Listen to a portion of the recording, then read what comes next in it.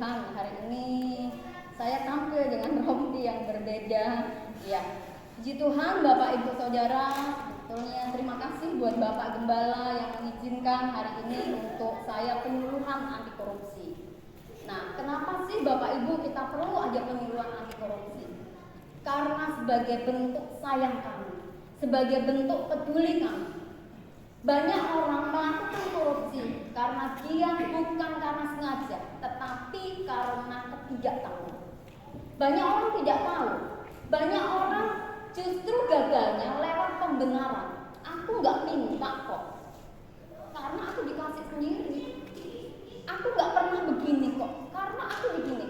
Nah, hari ini kita akan belajar bersama-sama tentang penyuluhan anti korupsi ini. Ya. Oke, langsung next. Nah, kita sampai di tujuan. Apa sih tujuan dari penyuluhan ini? Supaya kita memahami apa itu korupsi, apa itu faktor-faktor penyebab korupsi, memahami bahaya dari korupsi, dan ada 7 tindak pidana korupsi, memahami strategi, serta kita memiliki nilai-nilai integritas. Bapak Ibu, ketika saya belajar tentang anti korupsi, ternyata semua itu ada di Alkitab seperti itu. Tuhan kita itu luar biasa, begitu mengasihi kita. Apa yang ada di Alkitab, wah ketika saya belajar, ternyata sama. Nilai-nilai integritas itu sama. Di dalam situ ada kejujuran dan sebagainya. Nah, kita mau sharing dulu nih. Kan Bapak Ibu pasti sering dengar ya tentang korupsi. Apa sih menurut Bapak Ibu korupsi itu? Apa itu korupsi? Mengambil yang bukan haknya. Apalagi? Mencuri. Apalagi? Ini orang ini korupsi. Apa sih itu korupsi? Tadi mengambil yang bukan haknya, mencuri. Terus apa lagi? Ya pokoknya itu sudah, Bu. Iya. Di undang-undang yang next, di Undang-Undang 31 tahun 1999 Junto 2001 dikatakan yang dinamakan korupsi itu adalah setiap orang yang bagaimana? Setiap orang yang dengan sengaja melawan hukum untuk melakukan perbuatan dengan tujuan memperkaya diri sendiri, orang lain, dan korporasi. Ini setiap orang yang dengan sengaja melawan, yang tujuannya untuk memperkaya diri sendiri, orang lain, dan korporasi, yang merugikan keuangan negara. Apakah kita pernah melakukannya? Memperkaya diri sendiri, orang lain. Saya dulu pernah, Bapak Ibu, ketika saya menjadi kepala sekolah, saya itu melakukan kejahatan korporasi. Saya bertujuan supaya kelompoknya saya itu, guru-gurunya saya juga menikmati. Sementara kalau dapat uang dari negara, posnya ini. Sementara guruku gak punya seragam tuh. Guruku juga butuh kesejahteraan. Akhirnya ada tindakan kecurangan yang pernah saya lakukan. Saya mulai memanipulasi, mulai memainkan yang harganya sekian, saya buat sekian.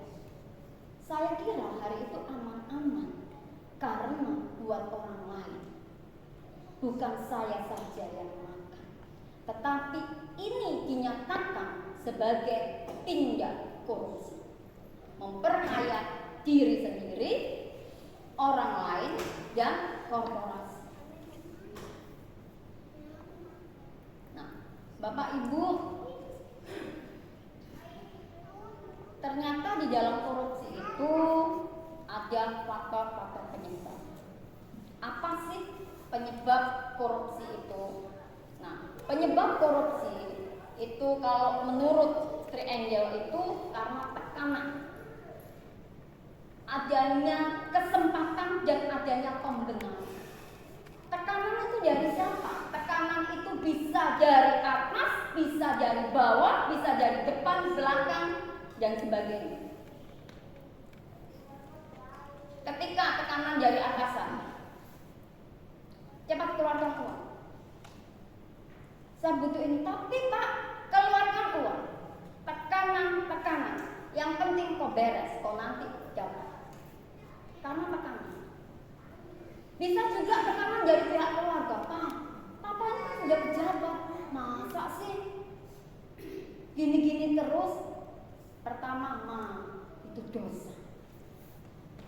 Berikutnya kita bilang, Pak, telinga sudah mulai sedikit berubah warna. Pak, jangan Pak. Akhirnya, ya sudah. Butuh berapa, Ma? Yang bukan menjadi haknya, tadi yang disampaikan oleh Pak Immanuel, akhirnya diambil. Tekanan juga bisa dari, oh, masa sih Om? Bapak itu pejabat. Terakhir kita kan gengsi senaik Pak ketika jadi pejabat. Masa sih jadi kepala loh, jadi ini loh. Pelit. Masa pejabat pelit gak bisa terakhir. Kalau dipikir hai. Macam kami, pegawai negeri. Kami itu gajinya berapa sih? Per golongan. Apalagi saya masih bujang. Saya dianggap bujang, gaji bujang karena anak-anak dan bapak yang menanggung istri dan anak. Seperti itu. Dibandingkan orang-orang swasta, lebih besar orang-orang swasta. Santai. Masa sih kita mulai mengejutkan mata kita? Kita mulai memerahkan telinga kita. Ya sudah. Itu yang bahaya lagi. Ini seringkali juga yang diajarkan Pak Gembala. Ketika orang melakukan dosa, jangan bilang-bilang. Ketika kita mendengar orang melakukan korupsi, Bapak Ibu, jarang itu korupsi itu berdiri sendiri. Korupsi itu kejahatan yang luar biasa. Kita dikerak pun kadang nggak rasa. Bahkan kadang kita berterima kasih kepada orang. Aduh, terima kasih ya, sudah diuruskan sapu ini, terima kasih ya. Pada tong kasih ini. Itu loh kejahatan luar biasa. Membius pikiran kita seakan-akan kita tidak sadar bahwa itu kita sedang dikerok.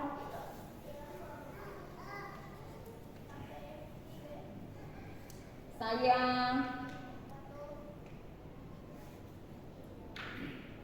banyak terkendala kenaikan ini saya karena saya lurus. Pernah dipegang, ini kok kepala sekolah, pasti bisa kasih uang terus. Enggak ngasih saya. Wah, ini ibu ini bisa kasih uang, enggak ngasih. Orang datang ke sekolah saya enggak ngasih.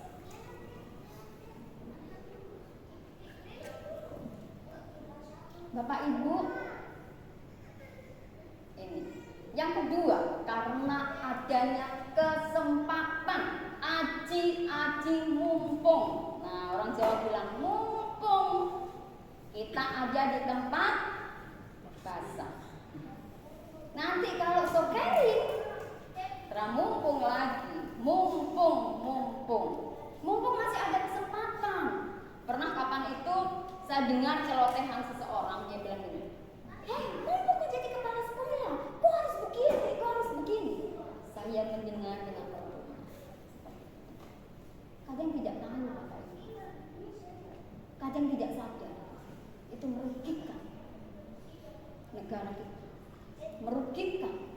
institusi kita.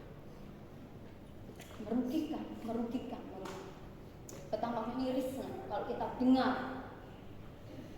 korupsi yang ada di bangsa ini, yang untuk apa saja terpangkas. Bapak Ibu sering dengar ya, orang lagi corona dikorupsi, orang lagi ini dikorupsi, orang lagi ini, sampai ada bangunan itu yang puluhan tahun nggak jadi. Seperti itu. Tapi bersyukurnya kita adalah orang-orang yang takut akan Tuhan. Hari ini saya menyampaikan supaya apa? Kita juga menyuarakan kepada orang lain, supaya orang lain tidak melakukan hal-hal itu. Penyuluhan adalah salah satu tindakan pencegah. Kita meminimalisir untuk orang melakukan hal-hal yang tidak sesuai. Kemudian pembenaran. Nah, pembenaran ini, aku nggak minta. Ketika orang disuap, dia kan nggak minta. Aku nggak minta. Tiba-tiba parcel jatuh, aku nggak minta kok. Bapak Ibu, nanti kita akan belajar. Parcel itu korupsi nggak ya, gitu ya? Iya. Kemudian teori berikutnya karena curang. Kayak saya tadi curang. Saya tidak jujur. Yang nilainya A, saya buat nilai A+ atau B seperti itu ya. Kemudian ada keserakahan, ada keinginan tadi memperkaya diri. Pokoknya aku, untukku dan untukku. Dianya hanya untukku mau, hanya untukku saja.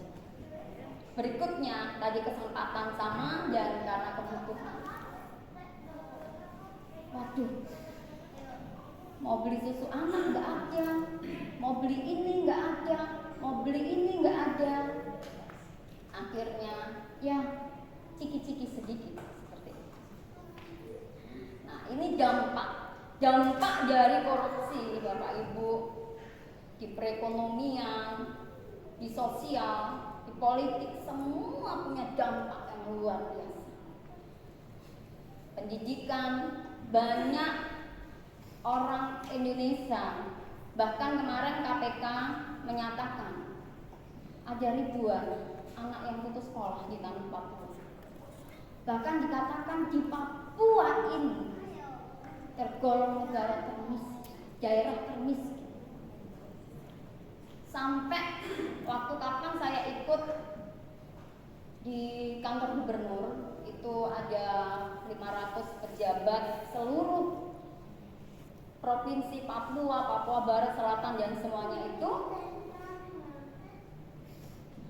dikatakan pegawai negeri di Papua itu sudah banyak sekali.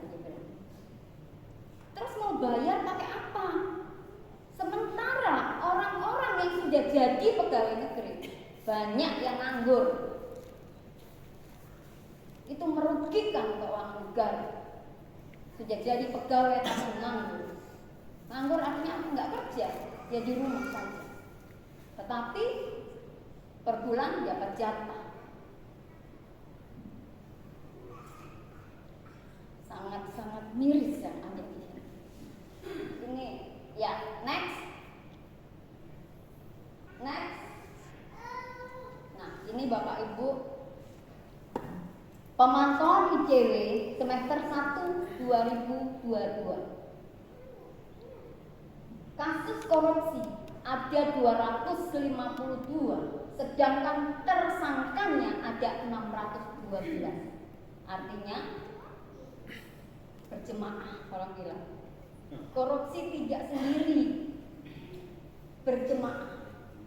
Kemudian kerugian keuangan negara itu 33,6 triliun. Kalau angka 33,6 itu untuk membiayai pembangunan sekolah, kalau satu sekolah nilai jeleknya 800 juta, itu akan ada 42.000 sekolah yang terbangun dengan bagus. tapi 33,6%. Kalau untuk membiayai anak yang putus sekolah, untuk membiayai pedagang UKM, untuk pembangunan jalan dan sebagainya. Kalau pembangunan jalan, satu jalan aja misalnya 1 triliun, akan ada 34 jalan yang akan terbangun dengan bagus. Bapak Ibu, ini menjadi pokok doanya kita, supaya saudara-saudara kita yang punya kesempatan di sana, mereka tidak melakukan hal ini. Dampak dari ini, banyak orang putus sekolah. Dampak dari ini, banyak orang mati tidak tertolong. Aturannya masih bisa dirawat. Tetapi kalau kita dengar di ini, semua sektor ada tikus-tikus.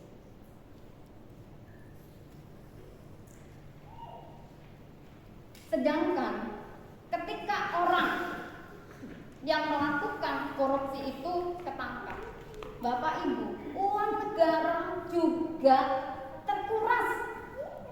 Dia harus menyelidiki ke sana pakai uang siapa? Uang negara. Kalau sakit dia harus dirawat, dia harus kasih makan, dia harus begini.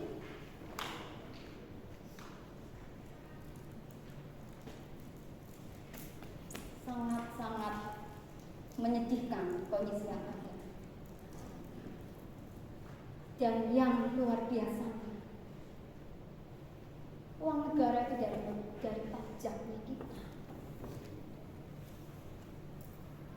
Kita ternyata membiayai koruptor-koruptor, Bapak Ibu, untuk penyelidikan itu. Mari kita putuskan mata rantai dari generasi kita, supaya negara Indonesia yang dikatakan negara yang kaya raya, tetapi dia bisa menyejahterakan rakyatnya.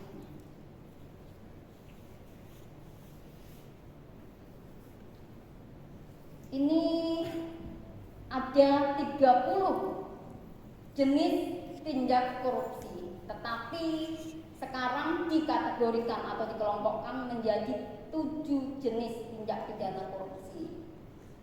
Ada kerugian keuangan negara, tadi ada hal-hal yang tidak jujur sehingga negara rugi.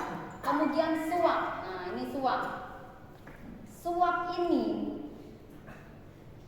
orang yang disuap awalnya tidak melakukan kejahatan, tidak punya niat, tidak punya impian untuk dia melakukan dosa yang satu ini. Datang dengan amplop tebal, Bapak loloskan satu proyek ini, nggak usah. Bapak akhirnya karena terus tergoda, ditelepon, di ini, lewat dan ya sudah, hancur. Nah, tindakan suap Bapak Ibu, ternyata kita hanya menjanjikan saja, itu sudah termasuk tindakan suap. Nanti kalau proyek cair, saya kasih ke mobil 5, hanya janji, itu sudah masuk tipikor. Gitu. Kalau janji makan rujak, iya. Nah, kemudian di suap itu ada uang pelicin, Bapak Ibu. Nah, uang pelicin sama suap itu deti gitu, beda tipis. Kalau suap itu memang dokumennya nggak lengkap. Kalau pelicin dokumennya lengkap. Biasanya kalau ngurus KTP biar cepat, Om, uang rokok, sip, besok langsung jadi. Ngurus apa lagi? SIM, ngurus apa lagi? Kalau ada pelicin, langsung licin. Ketika kita melakukan ini ya, pakai pelicin ini, bukan uang negara, uang kita.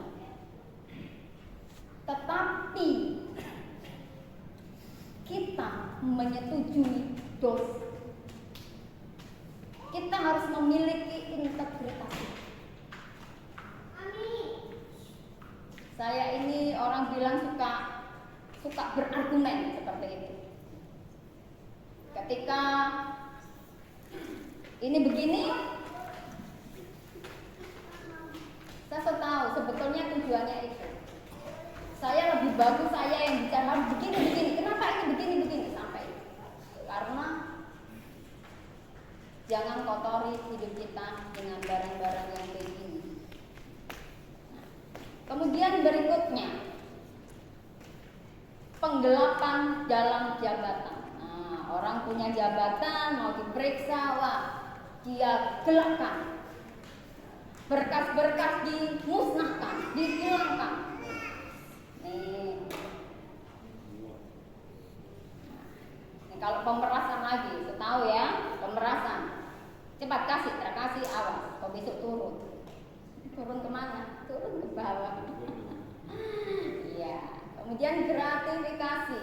Gratifikasi itu pemberian berupa baik uang, barang, tiket gratis, penginapan gratis, pengobatan gratis yang diberikan karena jabatan yang berlawanan dengan kewajiban. Contohnya, ketika saya masih jadi guru dan kepala sekolah, saya ke sekolah-sekolah aman tuh, nggak ada yang bawa ini enggak. Setelah saya jadi pengawas, ada yang ngaplopin. Puji Tuhan, berkat. Ternyata gratifikasi. Pemberian berupa uang atau barang atau tiket gratis, penginapan, pengobatan gratis yang berhubungan dengan jabatan yang bertentangan dengan kewajiban. Kan saya punya tugas mengunjungi sekolah. Kenapa tuh saya harus dikasih uang? Kecuali kalau saya dipanggil, Bu, besok kami ada kegiatan, Ibu jadi pemateri, boleh. Karena itu kan menjadi program kan, ada itunya. Tapi kalau saya kunjungi, saya supervisi, enggak. Bu, supaya aman-aman. Banyak kan orang cari aman. Kalau ada apa-apa yang penting aman. Kasih. Kalau tidak usah. Ini termasuk gratifikasi. Ada gratifikasi yang nilainya itu 1 juta, itu baru dikategorikan gratifikasi. Tetapi nilai integritasnya kita jangan terjual dengan hanya 150.000, 200, 500, tetapi nilai integritasnya kita seperti itu ya. Kalau kita misalnya sama-sama ngasih ya nggak apa-apa, kan nggak ada hubungan ya, seperti itu. Parcel, ini ada kepala dinas nih, mau lebaran kah, mau Natal, kita kasih parcel, itu gratis. Bahkan sekarang Bapak Ibu, guru dapat hadiah waktu kenaikan kelas pun itu sudah dicatat sebagai tindak pidana korupsi gratis. Seperti itu. Jadinya ketika kami tanya kenapa begitu, kan guru udah dibayar, kan memang dia kewajibannya mengajar. Kenapa harus pakai ini lagi? Seperti itu ya. Jadinya sekarang itu begitu sudah. Kemudian benturan kepentingan dalam pengajaran. Nah ini saya hampir hari itu. Bapak ada kegiatan, kemudian Bapak cerita gini, Tiap hari anak-anak dikasih nasi kuning, padahal kita kegiatannya itu begini. Nasi kuning bikin otak. Nanti saya yang masak, saya bilang gitu. Bilang sama ibu. Itu adalah benturan dalam jabatan kita. Suaminya pejabat, nanti yang CP-nya istrinya.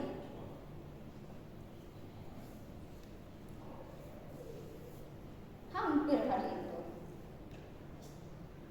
saya sudah yang masak. Terus saya pikir-pikir, berarti saya nggak kantor yang masak. Oh, nggak jadi kalau gitu. Akhirnya nggak jadi seperti itu ya.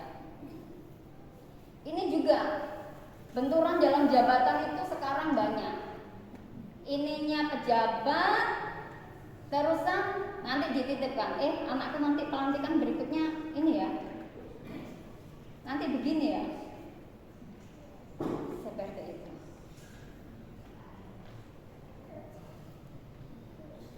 Kemudian perbuatan curang. Nah, curang tadi sudah saya bahas, yang suka main mata itu sudah. Nah, Bapak Ibu, tadi adalah pengertian dan dampak dari korupsi. Sekarang ada nilai-nilai integritas, nilai-nilai anti korupsi yang harus kita miliki. Kita sebagai hamba Tuhan, kita harus memiliki nilai-nilai ini. Nilai ini semua ada di Alkitab. 9 nilai anti korupsi itu ada di Alkitab. Kita harus jujur. Apa sih itu jujur? Jujur itu adalah tindakan yang lurus. Tidak berbohong, tidak curang dan tulus. Seseorang dengan nilai kejujuran di hatinya tidak akan pernah korupsi. Karena tahu tindakan tersebut adalah bentuk kebohongan dan kejahatan. Orang dengan integritas jujur akan selalu berpegang pada prinsip yang diyakininya bahwa itu benar. Kalau kita punya nilai kejujuran dalam hidup kita nggak mau nih bohong, kita nggak mau curang, kita nggak mau nipu, kita adalah orang yang lurus.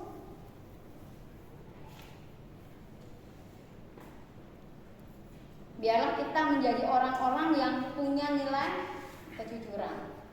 Saya diberkati Bu Gembala. Bu Gembala pernah beli sesuatu, timbangannya itu beda, berani. Nah, nilai berani juga ada di sini. Kan kadang ketika kita lihat orang curang, dia sudah cari aman. Saya kadang cuma ketika beli sesuatu, kok nggak sesuai ya? Contohnya saja, pernah beli misalnya beli ayam, aturannya lengkap, kakinya hilang sebelah gitu ya misalnya, pahanya hilang sebelah. Saya bilang, biar sudah. Tetapi itu nilai ternyata. Nilai kejujuran harus kita tegakkan. Kalau orang ngasih kita kembalian lebih, kapan itu saya ke pasar, orang kasih kembalian saya lebih. Kemudian saya bilang, Bapak kelebihan, tapi mukanya nggak senang itu. Kayak ternyata dia suka ditipu berarti. Saya lihat mukanya nggak senang sekali begitu. Bapak maaf ini uangnya kelebihan, padahal saya kasih uang kembalinya. Dia mukanya terima kasih, apa, malah muka marah sama saya. Macam saya itu yang jujur begitu. Saya jadi heran dengan dunia ini. Ini fakta. Jujur, belajar. Apa yang ada di stroke itu sudah. Jangan jadi stroke. Yang ada di stroke itu sudah harganya seperti itu. Tidak membengkakkan. Tadi tidak untuk orang lain dan tidak untuk korporasi. Seperti itu ya. Jujur apa adanya. Bersyukur Pak Gembala sering ajarkan kita seperti ini. Jujur. Ini tokoh ini mungkin Bapak Ibu kenal, Baharudin Lopa. Dia adalah salah satu jaksa. Ketika dia bertugas di salah satu daerah, orang mau kasih ini nggak mau. Kemudian karena orang ini sudah nggak bisa, gimana caranya? Orang yang diselidiki ke sopirnya, saya isi bensinnya Bapak, diisi bensinnya. Kemudian ketika pulang, Bapak ini bilang, ayo kita ke pom bensin, mau isi bensin. Kemudian dia lihat di studio, loh kok penuh, siapa yang isi? Kembali. Dia kembali ke orang itu, suruh setor. Dia bilang, saya sudah dikasih uang oleh negara untuk perjalanan dinas saya ke sini. Kayaknya Bapak tidak usah itu. Dia begitu berani dan luar biasa. Jujur sampai segitu. Pak Gembala pernah ajarkan kita. Kalau kita misalnya sudah dikasih uang untuk hotel, nginep di hotel enggak? Setia dalam hal kecil. Dikasih uang hotel, nginep di hotel. Pernah itu Pak Gembala sampaikan begitu. Bapak Gembala sudah ngajarin bagaimana kita jujur dalam hal kecil. Barang siapa setia dalam perkara kecil, Tuhan akan mempercayakan kita perkara-perkara besar. Jujur. Memang orang jujur kadang nggak enak. Seakan-akan rugi. Enggak rugi. Memang kita nggak dapat hari itu. Memang kita rasanya nggak gemuk hari itu. Tetapi Tuhan itu Tuhan. Amin. Mari nilai kejujuran itu terus kita terapkan dalam hidup kita. Kemudian yang berikutnya, saya potong-potong aja, tanggung jawab. Seseorang yang bertanggung jawab, ia berani mengakui kesalahan. Mereka juga amanah dan dapat diandalkan. Tanggung jawab akan membuat seseorang memenuhi tuntutan pekerjaan yang dibebankan kepadanya. Orang yang bertanggung jawab tidak akan korupsi, karena dia yakin segala tindakan buruknya akan dibayar dengan setimpal pula. Tanggung jawab Bapak Ibu. Berbicara tanggung jawab, ketika diberikan kepercayaan tanggung jawab, nggak bisa datang tanggung jawab, ngomong belajar hal kecil. Maaf belum selesai begini. Kalau orang bertanggung jawab, dia akan bekerja untuk supaya bisa diberi kepercayaan. Tidak menyembunyikan tanggung jawab itu. Berbicara talenta yang Tuhan beri dalam hidup kita. Kita pertanggungjawabkan supaya apa? Tuhan terus limpahkan dan Tuhan terus tambahkan dan tambahkan dalam hidup kita. Nah, ayo, dalam hal kecil, apakah tanggung jawab yang diberikan kepada kita sudah lakukan dengan segenap hati atau kita belum mengerjakannya? Hari ini dengan nilai-nilai anti korupsi ini, ayo kita mengerjakan tanggung jawab yang diberikan dengan rasa takut akan Tuhan. Yang berikutnya, mandiri. Mandiri itu orang yang berdiri di atas kaki sendiri. Wah, tidak ada orang berdiri di atas kaki orang lain, seperti itu ya. Artinya tidak bergantung kepada orang. Kalau ada pekerjaan, dia tidak mengharapkan, oh kamu harus begini, dia bisa. Seperti itu toh. Dia bisa tanpa. Kadang ada orang begini, iya ada orang sewa begini, kita kasih sama makan saja kok, enggak. Nah, mari kita belajar mandiri. Ya lanjut saja disiplin. Kembali disiplin. Ya. Disiplin Bapak Ibu. Ya, disiplin itu bukan saja berbicara tentang tepat waktu untuk datang, tetapi disiplin juga berbicara ketika pelaporan deadline-nya jam segini, ya jam segini. Kita berbicara dalam hal itu, disiplin dalam segala hal. Nah, mental untuk melakukan hal-hal yang seharusnya pada saat yang tepat dan benar-benar menghargai waktu. Sikap mental tersebut perlu dilatih agar segala perbuatannya dapat sesuai aturan yang ada. Ikut aturan. Nah, kemarin firman Tuhan juga 2 minggu yang lalu kita ikut aturan, dalam pertandingan ikut aturan, dalam ini ikut aturan yang benar, seperti itu. Ya, lanjut. Kerja keras. Nah, kerja keras itu apa?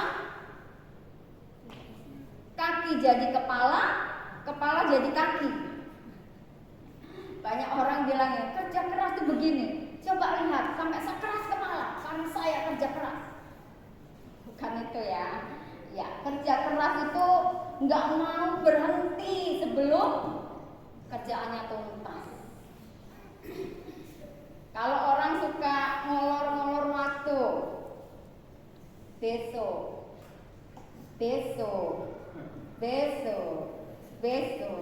itu kerja lembek. Kalau kerja keras, dia tidak mau berhenti sebelum pekerjaan selesai. Ayo, kita hamba Tuhan, kerjakan.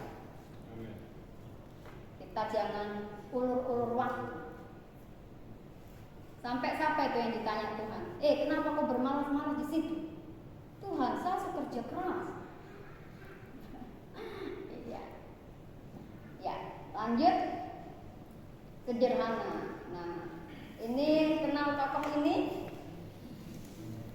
Kenal atau tidak? Ini warga negara Indonesia terkenal, Pak. Wakilnya ini bahaya ini. Iya. Pak siapa ini? Muhammad Hatta. Pak Muhammad Hatta adalah tokoh yang melambangkan kesederhanaan. Beliau sebagai wakil presiden pertama sampai matinya nggak bisa beli sepatu yang mereknya Bell. Itu dinyatakan oleh istrinya. Dia punya celengan. Kemudian di situ ada brosur sepatu Bell. Sebetulnya dia punya banyak kesempatan, tinggal ngomong saja. Kok kasih saya ini bisa. Tetapi kesederhanaan dan nilai anti korupsi yang ada dalam hidup membuat dia tidak memanfaatkan keadaan. Kesederhanaan berbicara, tidak mengada-ada. Aduh, terada ini, wah, kita mengada-ada ini dan itu. Mari, yang sederhana saja. Sederhana bukan berarti tong boleh pakai apa-apa. Tapi sederhana artinya ini katakan di sini memiliki pengertian bersahaja, tidak berlebih-lebihan atau dapat dinyatakan sedang dalam arti pertengahan, tidak tinggi, tidak rendah dan sebagainya. Dia mencukupkan apa yang ada padanya. Nah, itu di Alkitab juga seperti itu. Kita tidak mengada-ada. Ya, berikutnya berani. Wah, jadi superhero. Berani enggak ya? Nah, kita harus memiliki keberanian untuk melapor. Sekarang ada link-link untuk melaporkan tindak pidana korupsi. Bahkan di setiap instansi pemerintah, bagian ekspektorat itu mereka menangani masyarakat yang datang dengan itu, mereka jamin kerahasiaannya. Bapak Ibu, sikap berani itu harus ada pada kita. Saya sebagai penyuluh anti korupsi itu tidak boleh saya yang melaporkan. Tetapi mari, ketika Bapak Ibu dapati ini, nah tentunya harus ada bukti. Jangan hanya lapor, ini korupsi, ini punya mobil 10. Buktinya mana? Harus diperlengkapi dengan bukti-bukti, Bapak Ibu. Pemerintah itu juga orang pintar, bukan orang yang langsung tangkap. Ya, ada penyelidikannya, ada semacam-macam. Seperti itu toh. Kalau di negara-negara lain CCTV itu dipasang di semua lini, tetapi di Indonesia cukup emak-emak saja, jadi bisa jadi CCTV. Lihat, tuh orang itu beli ini gitu ya. Biasanya dengan mas sayur itu, lihat ya. Seperti itu.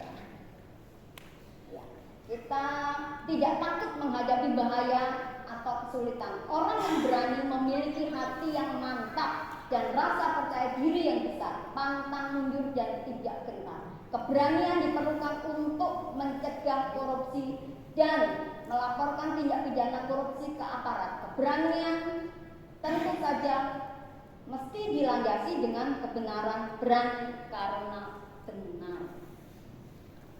Ya, berikutnya peduli. Nah, peduli itu mengindahkan, memperhatikan, menghiraukan. Kita mengingatkan itu sebagai bentuk peduli. Hari ini ketika saya menyuluh itu sebagai bentuk kepedulian saya. Nanti tanggal 27 besok itu akan ada di otonom, itu teman-teman dari anti korupsi akan ada kegiatan. Kemudian tanggal 13-14 itu memperingati persiapan Hari Anti Korupsi Sedunia. Nanti Bapak Ibu bisa datang, ada di lapangan Lukas NMB. Itu dipusatkan di Aceh dan di Papua. Seperti itu. Ada kepercayaan yang pemerintah beri. Nanti ada jalan sampai, ada stand-stand, Bapak Ibu bisa berkunjung di sana. Tanggal 13 dan 14 November di Lukas NMB. Lapangan Lukas Gor ya.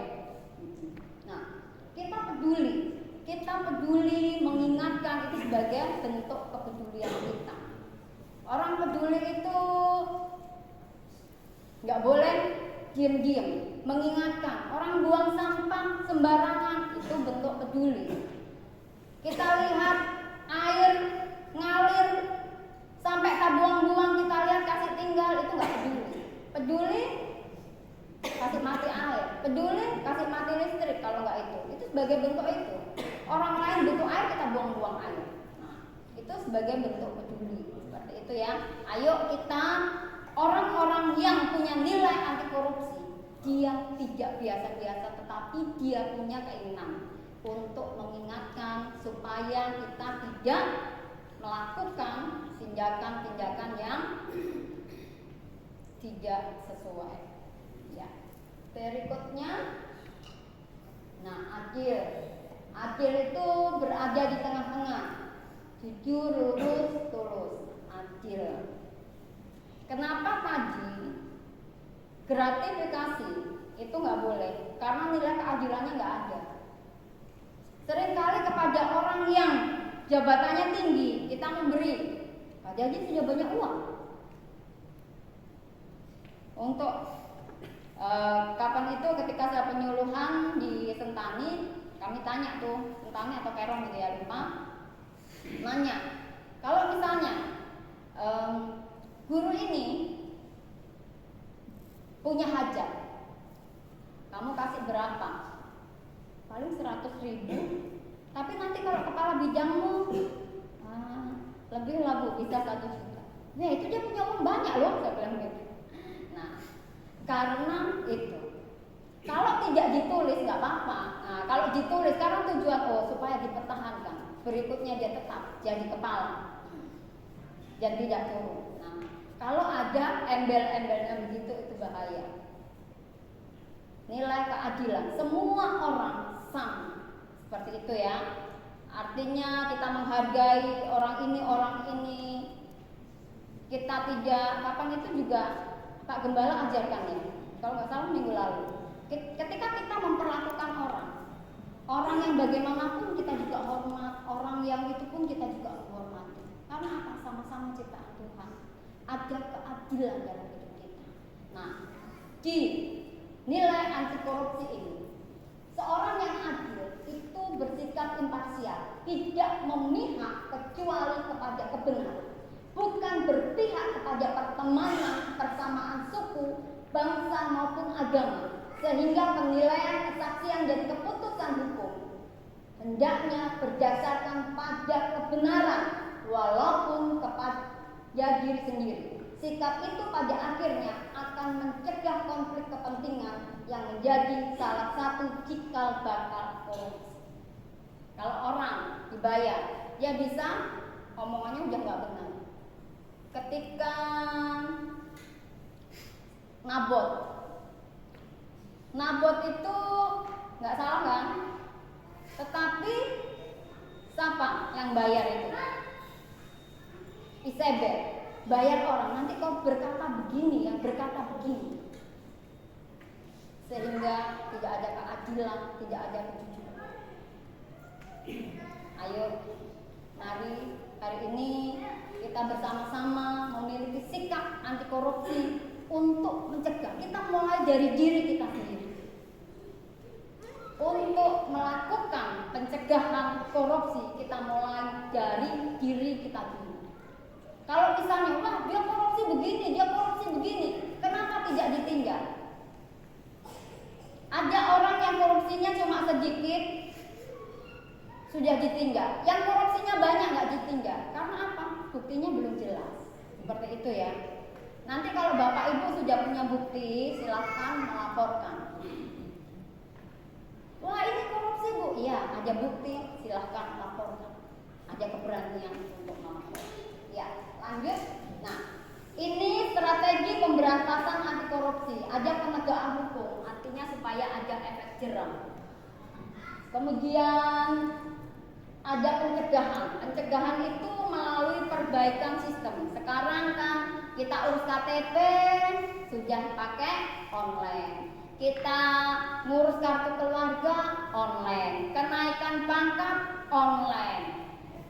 Terus apa ini? Penerimaan pegawai online. Nah, itu tujuannya apa? Untuk salah satu tindak pencegahan korupsi. Biar terbayar-bayar begitu. Kemudian kalau yang bayar-bayar itu ya, mari kita tegakkan nilai itu. Kemudian ada pendidikan masyarakat, membangun karakter yang berintegritas, timbul keputusan untuk tidak mau korupsi. Nah, kemudian pendidikan masyarakat ini salah satunya ada penyuluhan anti korupsi. Kami di Papua masih sangat kurang. Papua sangat-sangat luas. Kami masih punya sekitar 12 orang penyuluh anti korupsi. Rencana bulan depan akan ada pelatihan, akan ada diklat buat penyuluh anti korupsi.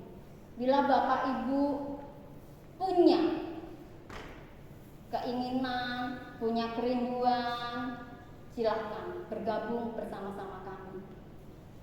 Kami melakukan karena kami mencintai Tuhan, karena kami mencintai Indonesia, mencintai apa yang Tuhan percayakan. Nah, ya sudah habis ya kayaknya. Ya, thank you terakhir. Ya, nah ini yang terakhir, ini yang kita tunggu-tunggu. Thank you. Ya, Bapak Ibu mungkin ada yang mau menyampaikan sesuatu, silahkan. Ya, mari Pak Theo.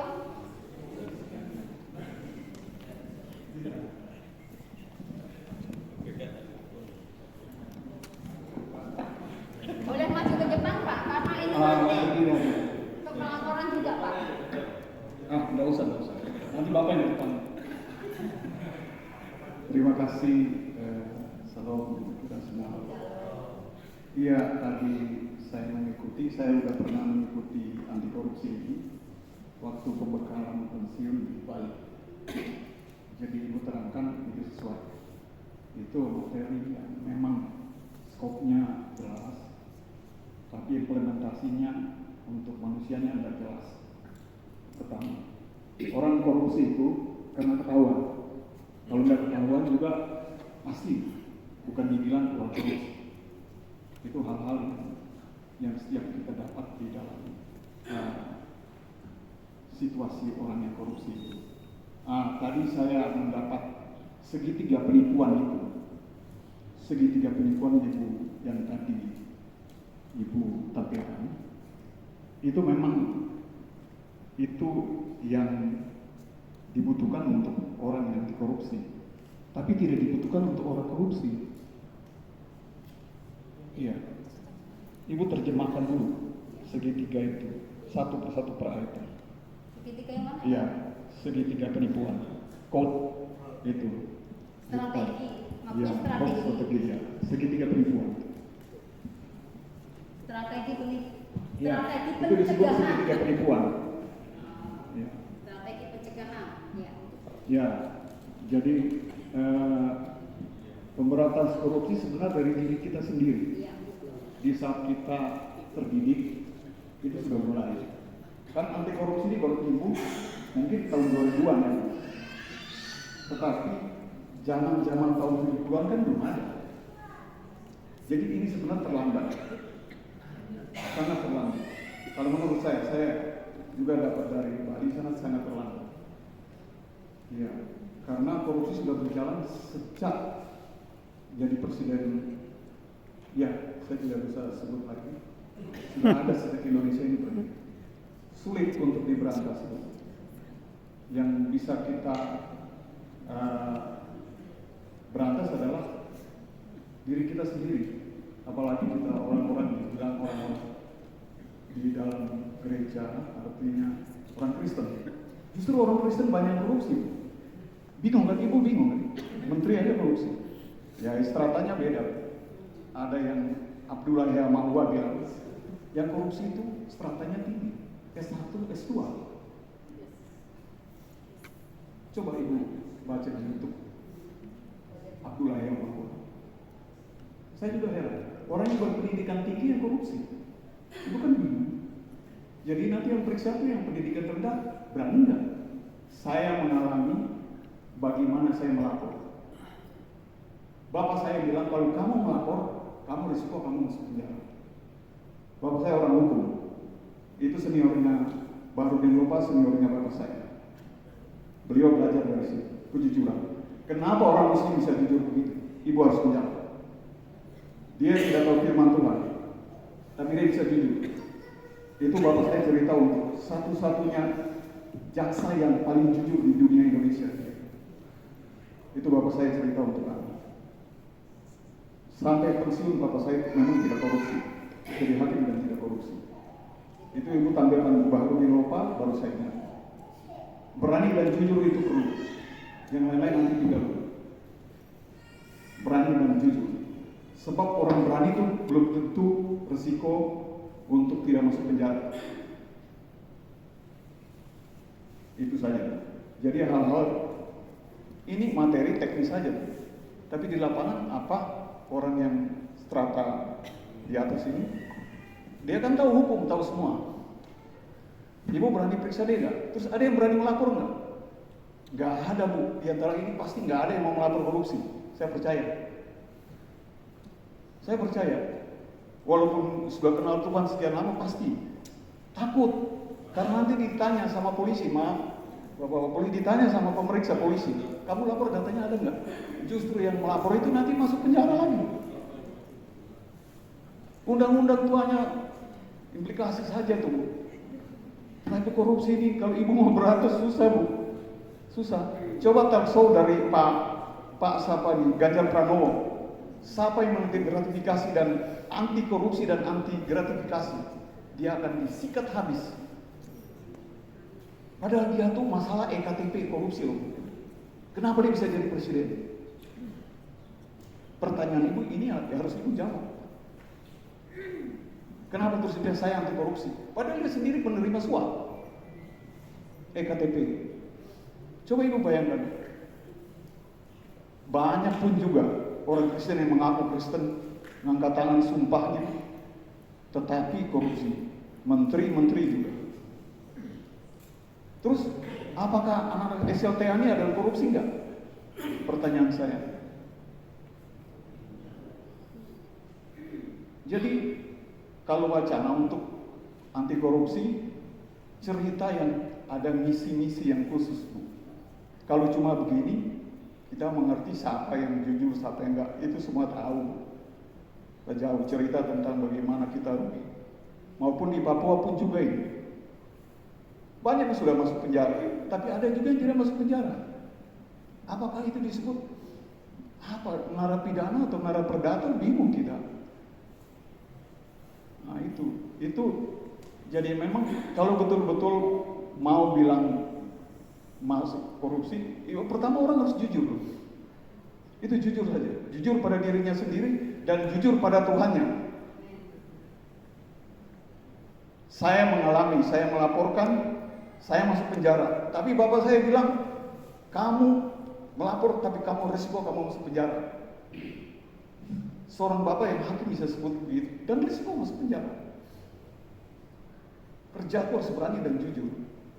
Ya kita jujur. Padahal orang-orang di atas saya yang korupsi. Saya melaporkan. Jadi orang yang belum pernah berani dan jujur untuk melaporkan ini, jangan melapor. Melapor ke Tuhan saja. Kalau menurut saya, sebab Tuhan juga punya undang-undang yang bagus. Kalau manusia punya undang-undang bisa dirubah. Orang korupsi banyak yang tidak ditahan. Terus kita mau periksa apa di sini? Jadi berani dan jujur itu perlu. Baru di Lopa saya tahu sejarahnya, karena itu senior bapak saya. Beliau begitu jujur. Kenapa orang Muslim bisa jujur? Pertanyaan saya. Dia baca Alkitab atau enggak? Sedang orang yang baca Alkitab aja enggak jujur, bisa korupsi. Terima kasih banyak, Tuhan Yesus berkati. Terima kasih. Pertanyaan yang panjang sekali ya. Terima kasih Pak Leo, luar biasa ya. Ya. Kenapa tadi dibilang orang nggak baca Alkitab aja bisa? Kembali kepada diri kita. Bapak Ibu yang begitu mirisnya di beberapa instansi pemerintahan yang saya lihat justru saudara-saudara kita yang pakai begini. Kenapa? Karena hidupnya lebih tertib. Ini kembali tantangan buat kita. Kita yang sudah punya Tuhan dalam hidup kita. Kembali ya tadi. Yang awal, judul awal dimulai dari diri kita. Ayo, memang dibilang tadi udah terlambat. Sebetulnya belum terlambat. Untuk kita mulai mencegah. Penyuluhan itu adalah pencegahan. Meminimalisir Bapak Ibu. Kenapa banyak orang tadi disampaikan ada yang melakukan tapi nggak ketangkap? Tadi butuh bukti. Kalau kita melapor tanpa bukti, kita sendiri yang butuh bukti Bapak Ibu. Lah kalau misalnya saya laporkan, Bu Asna nggak jujur, buktinya mana? Iya kan? Kan saya harus tahu buktinya. Oh ini ada pembayaran di ini kwitansinya, ini begini. Semua ada prosedur yang jelas seperti itu ya. Apalagi Bapak udah pernah ikut penyuluhan, aturannya ayo Bapak kita bergandengan tangan ini. Kita memperluas, istilahnya kita mencegah sehingga generasi-generasi kita berikutnya tidak akan lagi seperti itu. Namanya kembali kepada hati, kembali kepada pribadi kita. Kalau kita sudah tahu kebenaran, kita sudah tahu ada Roh Kudus dalam hidup kita, ayo dari diri kita. Kita tidak menilai orang lain. Kita tidak istilahnya tidak menghakimi orang lain. Kita tidak itu. Tetapi hari ini penyuluhan tadi dari awalnya untuk kita memahami dan kita tahu strategi itu dari diri kita. Kita berdoa tadi seperti Bapak sampaikan luar biasa, kita berdoa supaya apa? Pihak-pihak daripada pemerintah mereka menjadi peka, mereka benar-benar bekerja dengan takut akan Tuhan, tidak tersuap, tidak terbeli, tetapi dia benar-benar membuka.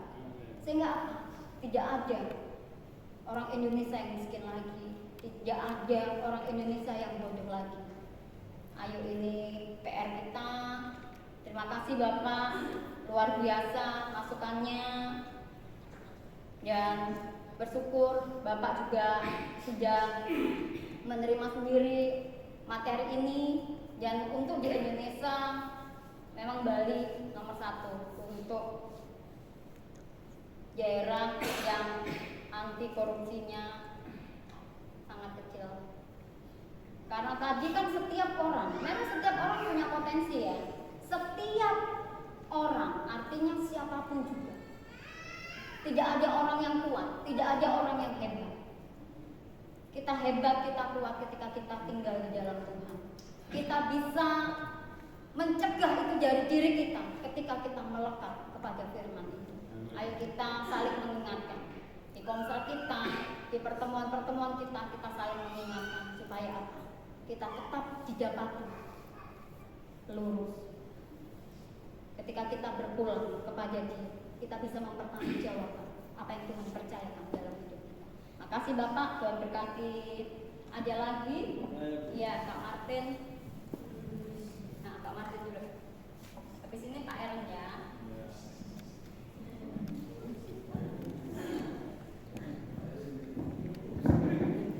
Terima kasih untuk waktunya. Mainnya masukan aja karena kami juga dari LSM khusus yang bekerja untuk salah satu memberantas korupsi para pejabat yang ada di Papua. Ada beberapa kasus yang kami laporkan, itu sudah ada bukti yang kami bawa, tapi tidak ditindaklanjuti. Bahkan sekarang dipromosikan jabatan baru di Kabupaten Paru. Nah, kayak gitu, saya tidak perlu sebutkan namanya. Sekalipun ada beberapa pejabat yang sudah masuk penjara, tapi yang kami lihat dan kami pelajari selama ini, korupsi dimulai dari sistem kayak gitu. Betul, integritas diri penting sekali.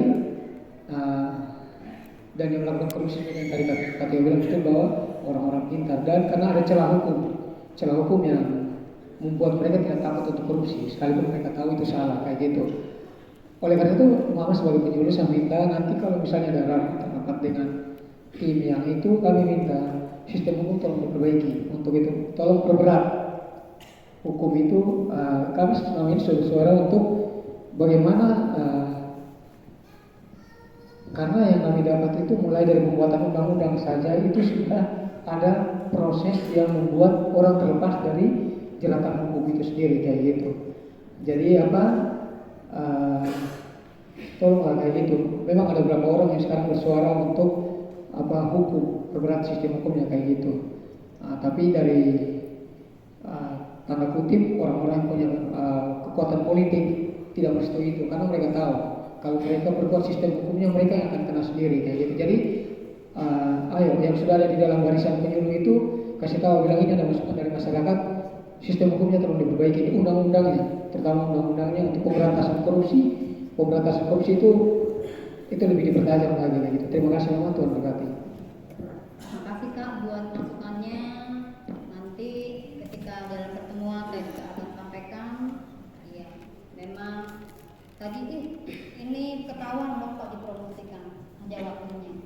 Orang Pasik itu sesungguhnya ditaruh di tempat yang licin. Kalau tinggi itu kan licinnya cepat kok. Iya, istilahnya gitu. Maksudnya untuk yang orang-orang yang tidak dalam Tuhan. Tapi kita dalam Tuhan, kita berdua hati-hati, tidak menyimpang ke kiri dan ke kanan. Terima kasih Kak. Mari Pak Aaron. Ya, terima kasih Nur. Terima kasih. Saya rasa jangan kita terlalu tegang. Ya, tadi sejauh kita semua bertegang. Kita santai saja. Ya Ibu, saya semua mau tanya gini saja Ibu. Ada dua pertanyaan saja. Yang pertama, kalau kita berbicara tentang korupsi, tadi dijelaskan bahwa korupsi itu kan kita merugikan uang negara kan Ibu. Lalu yang saya lihat tadi Ibu jelaskan bahwa macam kita anak-anak SD, kita mau lulus kan, kita kasih hadiah buat kita ibu guru. Apakah itu ibu guru menerima itu harus ditindak lagi? Itu kan tidak. Berupa hadiah, berupa mungkin jam tangan kah, berupa kado kah? Apakah itu korupsi? Apakah itu pelicin? Itu kan tidak kan? Kemudian yang kedua ini berkaitan dengan ibu sama ibu Mei. Ini mau bukan guyonan tapi kita harus perhatikan. Macam ibu datang di salon, ibu Mei. Ibu dengan siapa ibu anak? 2 orang datang di salon. Setelah itu ibu Mei bilang harganya 250. Ternyata ibu kasih 300. Apakah 50 itu pelicin? Tahu, nanti dulu. Apakah 50 yang itu gratifikasi? Tapi ini bukan guyonan tapi ini hal-hal yang kita harus perhatikan. Iya kan? Kita punya hak. Tapi kalau dikasih lebih, mungkin karena ibu Mei capek kan? Saya tidak tahu. Tapi itu yang terjadi. Saya saksi loh. Terdakwa ibu Mei kasih tahu ibu kasih lebih. Saya bilang saya nanti lapor buat KPK. Mungkin itu saja. Ini bukan guyonan tapi akan begitu ada. Terima kasih ibu. Oke, thank you. Ya. Nah, gratifikasi itu adalah pemberian karena jabatan, bertentangan dengan kewajiban. Jabatan artinya gratifikasi itu dari tinggi, dari rendah ke yang tinggi. Kan lama-lama, siapa ya mau dipromosikan? Pasti kan yang tinggi itu ya. Umur kesana kemarin bawa ini. Nah itu. Tetapi kalau dari atas ke bawah namanya gravitasi bumi. Kalau gravitasi bumi nggak apa-apa, Pak. Ya. Iya, kalau kita sesama gitu nggak apa-apa seperti itu toh. Karena misalnya saya kasih Bu Mika, kan nggak ada urusannya Bu Mika dengan jabatannya saya, iya kan? Bu Mika saya kasih tambah 50 supaya nanti saya jadi kepala bidang atau kepala dinas, tidak toh? Gitu. Iya, ya begitu ya Pak Erin ya. Jadi jangan dilapor ya, karena tidak termasuk. Iya, terima kasih. Iya, Mama Yul, wah ini orang hukum ini memang.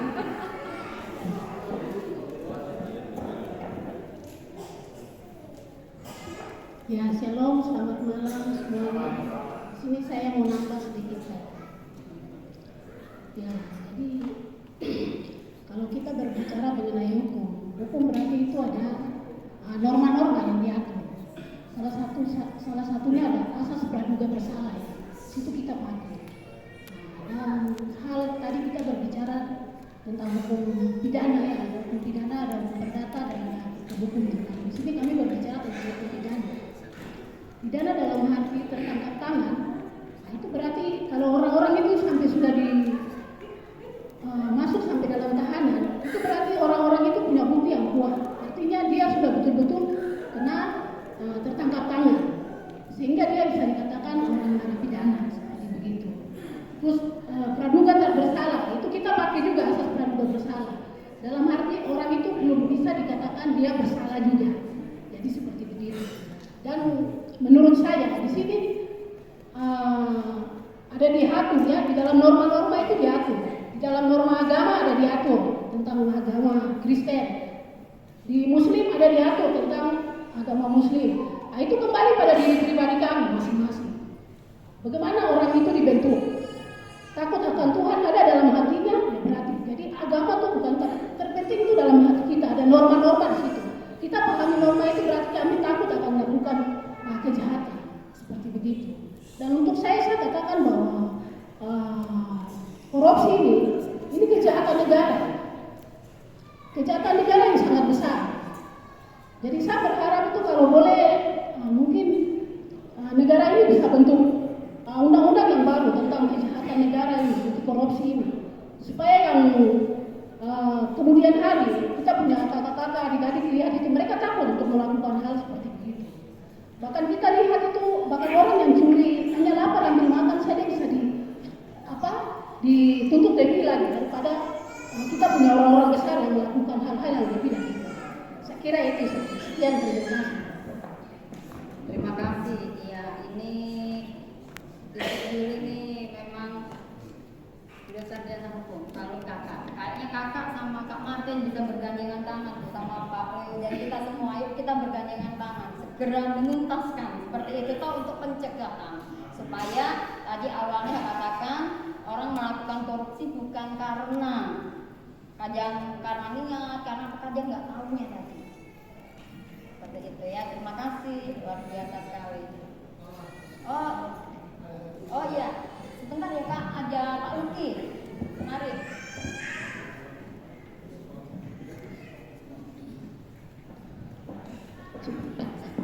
Baik, terima kasih.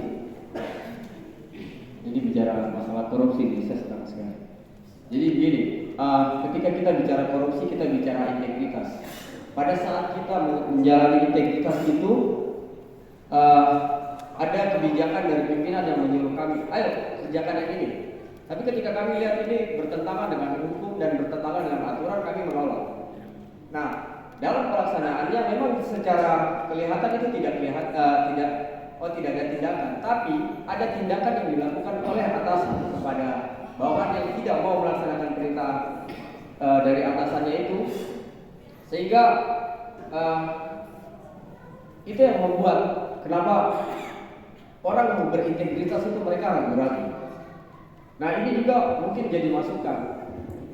Waktu kami rapat dengan pertemuan waktu itu dengan Coast Guard di beberapa negara, dari Australia sendiri bilang bahwa kenapa terjadi korupsi di Indonesia. Mereka bilang karena tingkat kesejahteraan di Indonesia itu masih sangat kurang.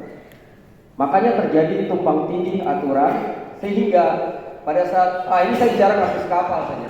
Kapal diperiksa bisa dari bisa dari angkatan bersenjata periksa itu kapal, kemudian dari kepolisian bisa periksa, kemudian dari bea cukai. Dan saya pernah berlayar. Setiap kita berlayar, kita harus bawa amplop. Kami bawa amplop. Jadi ketika kami ditangkap, kami sudah lihat, woi, mereka sudah kontak. Jadi waktu mereka kontak, kami bilang bajak laut. Padahal itu aparat negara. Jadi kita sudah siap amplop. Mereka datang, kita kasih, sudah selesai. Nah itu karena itu tingkat kesejahteraan kita masih kurang. Dan kemudian yang kedua, belum ada keadilan. Keadilan ya kita lihat saja kementerian sekarang ada remunerasi. Nah ada satu kementerian yang dia sudah 100% dapat remunerasi. Kemudian ada beberapa kementerian yang belum sampai 100%. Nah pertanyaannya alasannya apa? Kalau mereka punya alasan bahwa kami punya pekerjaan risikonya lebih tinggi, sedangkan kementerian lain atau lembaga lain mereka punya pekerjaan juga punya tingkat risiko yang lebih tinggi. Nah ini yang sebenarnya menjadi masukan. Kenapa terjadi korupsi? Karena hal-hal ini, hal-hal yang masih timpang, masih tumpang tindih dan masih pilih kasih dan tidak adil. Jadi ketika kami juga sebagai kita bicara anak Tuhan, iya. Tapi ketika kita mengalami itu, kita down sendiri. Bahkan ya sampai pangkat harus tertahan. Atau sampai kapan kita mungkin sudah saya bisa dapat job, tapi ketika kita harus melanggar kebijakan, saya menolak. Saya kan waktu asesmen saya ditanya mengenai ini. Bagaimana ketika atasan memerintahkan kamu harus melanggar aturan? Saya tidak mau. Kalaupun saya harus dipecat hari ini karena saya tidak mau ikut yang dia minta, saya siap. Tapi itu menjadi satu catatan dalam rekomendasi. Kita saya diulang. Kita bicara begini terus jadi catatan. Catatannya rekomendasinya bilang harus banyak berkoordinasi dengan atasan supaya bisa mengikuti apa yang atasan mau. Wah ini lucu. Ini lucu. Jadi itu yang kenapa anak-anak Tuhan yang ada di pemerintahan mereka mau jalan sesuai dengan integritas, tapi hal itu juga bisa menghambat mereka. Terima kasih. Jawab dulu ya Kak Martin. Iya, saya bisa memahami Pak Luki. Iya, pangkat juga terhambat dan semuanya. Ketika kita menegakkan kebenaran memang ada resiko. Saya ingat pernah Bu Gembala sampaikan gini. Ada orang disuruh nipu nih sama pimpinannya. Padahal cuma disuruh bilang saya nggak ada, padahal dia ada. Kemudian orang ini dengan bijaknya dikasih hikmat Tuhan, dia bilang itu jangan ada di situ, supaya saya bilang bahwa itu tidak ada. Maksudnya contoh kecilnya ya, istilahnya dalam hal kecil itu kita mau jujur seperti itu. Memang ada resiko yang harus dialami, tetapi nggak apa-apa Pak. Peninggian itu tetap datangnya dari Tuhan. Saya pernah dibuang, tetapi justru di tempat itu saya juga ditinggikan. Seperti itu toh. Yang penting kita jujur karena firman Tuhan yang kita pegang. Barang siapa setia dalam perkara kecil, Tuhan akan percayakan kepada hal besar. Karena orang fasik sesungguhnya ditaruh di tempat yang licin. Saya dukung Pak. Sekalipun mungkin tadi Bapak berstatement harus seperti ini untuk kebenaran, ayo. Saya ajak Pak Sinanggar, beliau itu adalah salah satu pembicara di penyuluhan anti korupsi. Beliau adalah dosen UI sampai sekarang, golongannya 3A terus. Padahal dia jadi pegawai itu dari tahun 80 sekian. Kenapa? Ketika dia pertama kali mau naik pangkat, Orang di bagian itu sojorkan kasih uang segini kok aman. Sejak itu dia tidak mau ngurus untuk naik pangkat.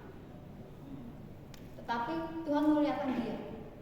Dia dipakai untuk menjadi pembicara di sana. Tuhan punya cara banyak untuk menolong kita.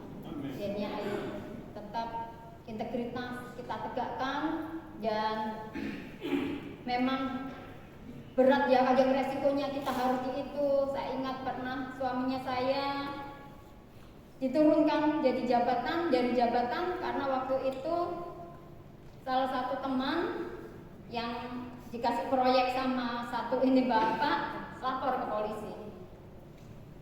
Nah teman itu temannya bapak, akhirnya bapak sampai pernah gak dikasih jabatan apa-apa seperti itu.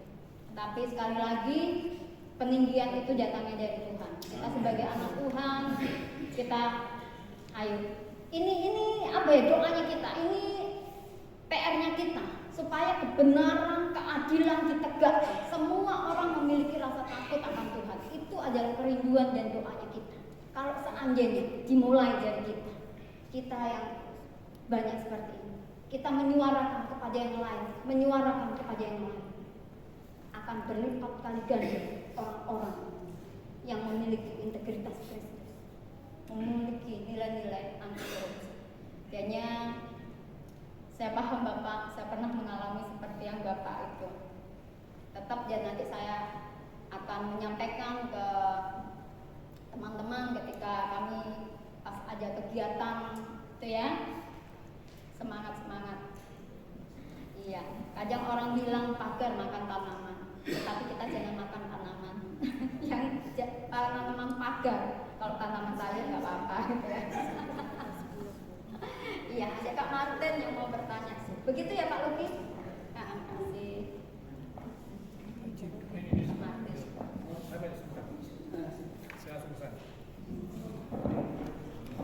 Ya, mari Terima Bapak. kasih untuk waktu yang diberikan.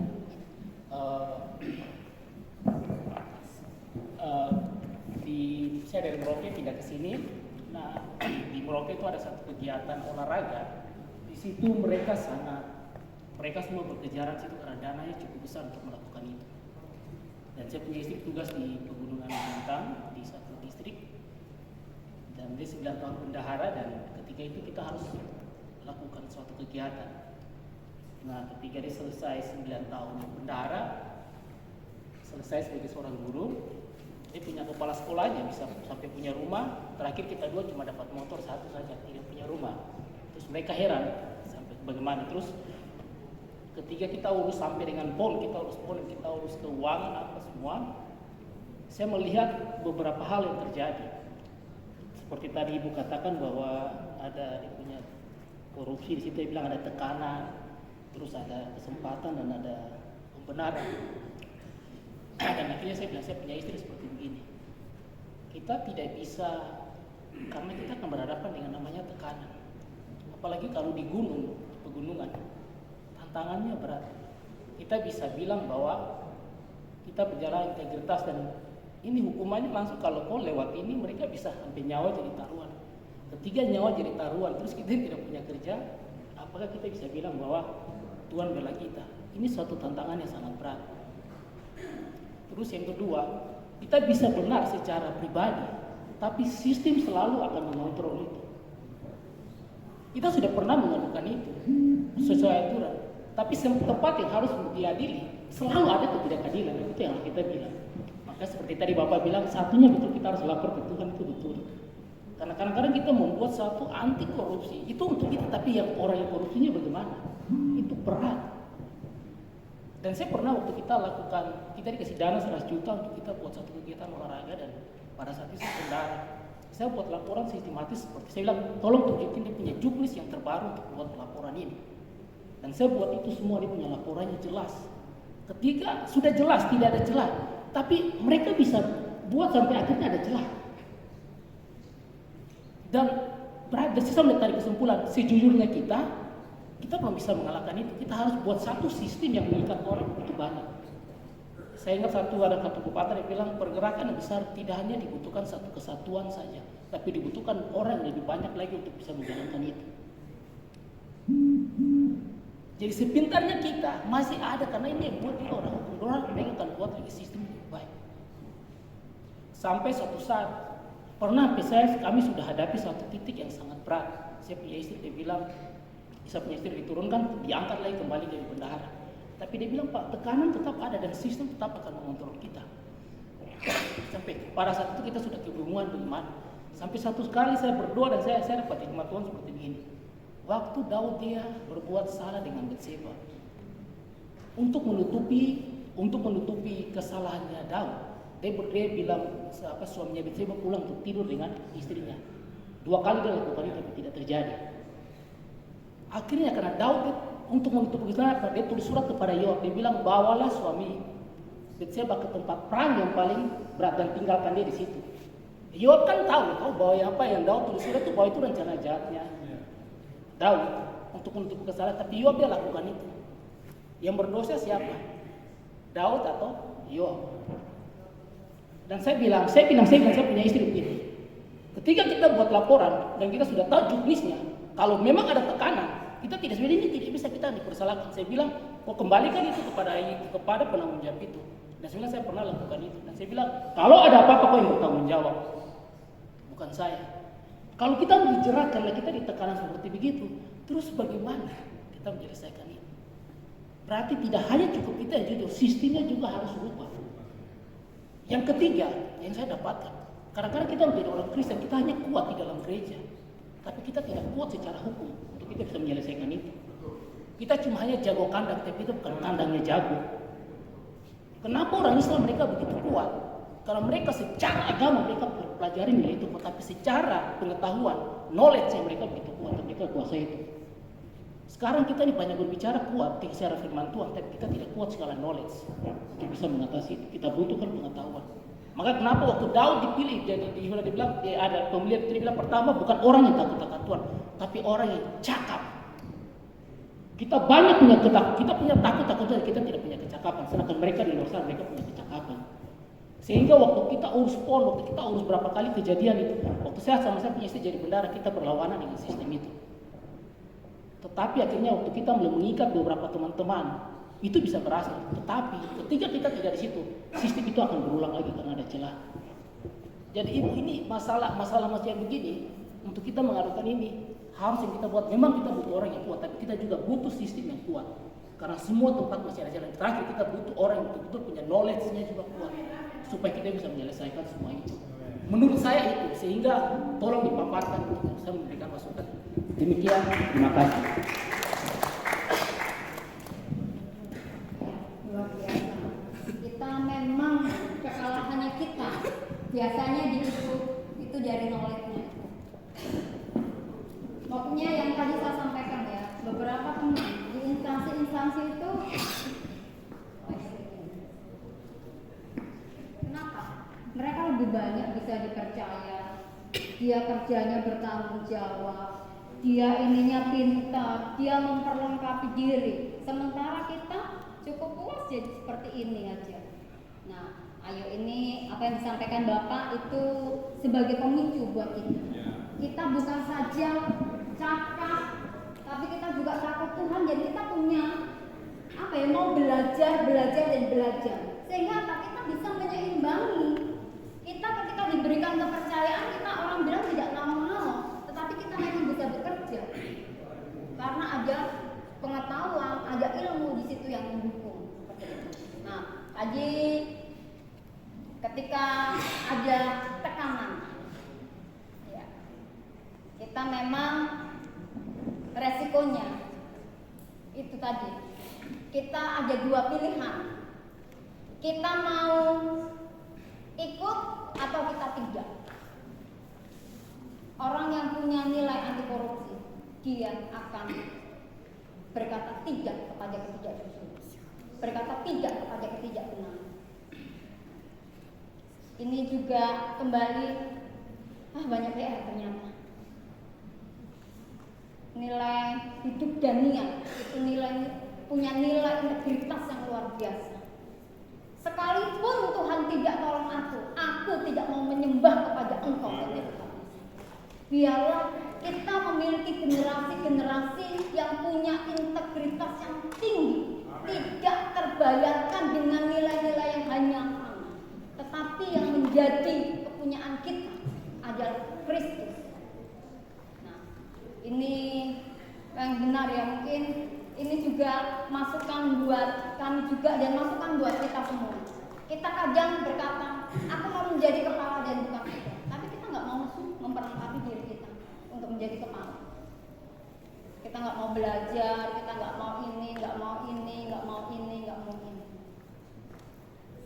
Sehingga ketika kita ada di sana, kita juga tidak tahu apa yang kita kerjakan. Saya memang jujur salut dengan saudara-saudaranya kita itu sampai mereka punya kejar ilmu sampai ke negeri Cina gitu ya. Iya. Mereka mau belajar. Ayo, terima kasih Bapak yang tadi tetap berintegritas. Kalau memang itu bertentangan lebih baik sekalipun tidak ada yang menolong, aku tetap tidak mau menyembah kepada Nebukadnezar. Resikonya harus masuk di gua singa, resikonya harus masuk di perapi. Tetapi Tuhan, tetap Tuhan yang memihak kepada kebenaran. Saat ini dari diri kita, ayo miliki nilai integritas. Saya dulu pernah bilang sama suami, jangan pernah mau jadi penjahat. Saya bilang sama Bapak, jangan mau saya begitu. Karena itu tadi pernah malam-malam itu, Julius, begini. Saya bilang, Bapak itu bukan uang ini uang negara, bisa masuk ini. Saya sampai yang berargumentasi, sampai pimpinannya Bapak mau datang ke rumah, Lius, ada kepo istri kan? Karena saya langsung waktu itu tunjuk poin. Iya, seperti itu ya Bapak. Memang tantangan yang berat antara si kacang merah atau hak kesulungan. Hidup kita itu ada pilihan yang dua-duanya ada dampak. Ketika aku milih kacang merah, dampaknya aku kenyang. Ketika aku milih hak kesulungan, aku miliki. Saat ini kita PR kita lagi ini. Ya, kita berdoa untuk kita memiliki pemimpin yang benar-benar takut Tuhan. Kalau seandainya di bumi ini, di negara ini, yang memimpin orang-orang yang takut akan Tuhan, yang punya nilai integritas dalam hidupnya, Bapak Ibu, wah, betapa luar biasa. Tidak akan ada itu. Ayo kita berdoa, ada bupati-bupati yang ibadah di sini, ada wali kota yang ibadah di sini, ada kepala dinas, ada sekda, semua pejabat-pejabat penting. Ayo kita rindukan mereka juga boleh ada di tempat ini. Supaya apa? Nilai kebenaran firman Tuhan tetap menjadi bagian dalam hidup kita. Ya. Begitu ya Bapak. Kasih Kak Martin. Terima kasih Bapak. Hanya usul aja. Sini kan kalau saya lihat orang yang korupsi ini bangga sekali. Dong ada depan publik sudah diumumkan bahwa orang korupsi, tapi dong tetap senyum-senyum depan TV, tidak bersalah kayak gitu. Karena itu saya usul aja, Bapak tolong kasih masukan perubahan nomenklatur kata korupsi. Korupsi itu kan tadi kan kita sudah tahu pencuri kayak gitu. Kembalikan aja ke bentuk aslinya bahwa pencuri uang rakyat itu dipakai. Tidak usah pakai kata korupsi. Korupsi itu terlalu keren sekali untuk orang yang mencuri kayak gitu. Terlalu keren. Jadi bilang aja pencuri uang rakyat, kembali ke kata aslinya. Kembali aja kembali. Jadi kalau diumumkan dalam apa ini pelaku pencuri uang rakyat, dengan disematkan kembali ke bentuk asli, pengertian nomenklatur aslinya, itu saya percaya ada efek secara psikologi yang kemudian akan membuat pelaku-pelaku berikutnya itu akan ada rasa malu karena ada kata asli pencuri itu kayak gitu. Karena kami lihat memang korupsi ini, kata korupsi itu bagi pencuri ini dong tidak rasa malu sama sekali. Sudah terbukti dong sudah ditangkap di depan kamera pun masih senyum-senyum. Tapi coba kalau dikasih kata pencuri dong, pencuri uang rakyat, pasti dong akan malu kayak gitu. Jadi tolong mama kami usul dikembalikan ke bentuk kata aslinya. Pencuri ya pencuri aja, nggak usah pakai kata korupsi. Terima kasih Tuhan berkati. Terima kasih. Ya. yang artinya busuk, buruk, rusak. Seperti itu toh, itu arti korupsi. Jadinya buruk, busuk, rusak. Ya. Makasih Kak, nanti saya menyampaikan. Berharap apa ini, ayo kita dukung juga dalam doa supaya betul kata itu toh, tulis sini pencuri uang rakyat. Wah itu memang kayaknya itu ya. Nah, makasih. Kayaknya sudah Kak, sudah jam. Sudah ya? Iya. Terima kasih Bapak Ibu buat kehadirannya. Nanti jangan lupa kita foto bareng ya. Iya.